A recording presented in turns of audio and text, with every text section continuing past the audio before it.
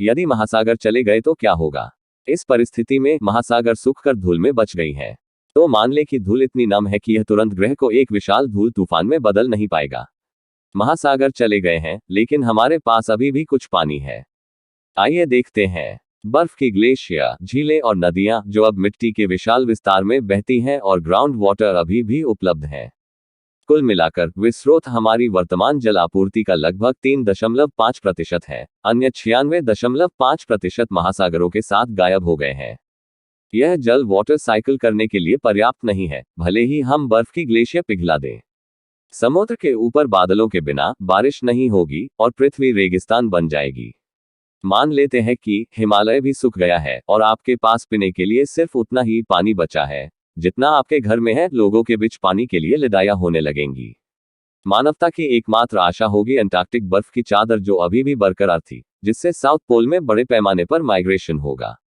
लेकिन यह इतना आसान नहीं होगा। एक तो अंटार्कटिका बहुत दूर है और वहां जाने के लिए ना ही हमारे पास रास्ते होंगे।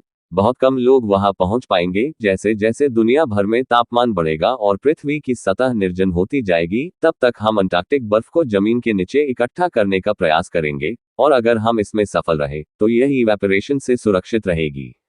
हम अंडरग्राउंड किसी प्रकार के जीवमंडल का निर्माण करने का प्रयास करने लगेंगे, लेकिन अंटार्कटिका की बर्फ को जमीन के नीचे इकट्ठा करना आज की टेक्नोलॉजी के हिसाब से नामुमकिन है।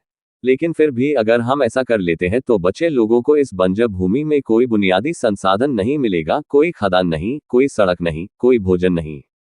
यह संभावना नहीं है कि परियोजना को पूरा करने के लिए पर्याप्त लोग बचेंगे। कुछ बचे हुए स्ट्रगलर जमीन के नीचे बंकरों में रहेंगे। हालात और बिगड़ेंगे, उनके पास का खाना भी समाप्त होने लगेगा और एक एक करके लोग मरने लगेंगे। ग्रह की सतह पर सभी पौधों का जीवन समाप्त हो गया है। वातावरण में ऑक्सीजन कम होने लगेगा, मनुष्यों के लिए असहनीय हो जाएगा, भले ही वे किसी तरह अत्यधिक सतह के तापमान को सहन कर सकें। जमीन भून जाएगी। यह मानते हुए कि मनुष्य हमारे अंटार्कटिक बंकरों में अधिक समय तक जीवित रह सकते हैं, स्वस्थ इकोसिस्टम को फिर से शुरू करने या तापमान को उचित रहने योग्य स्तर पर वापस लाने का कोई तरीका नहीं होगा।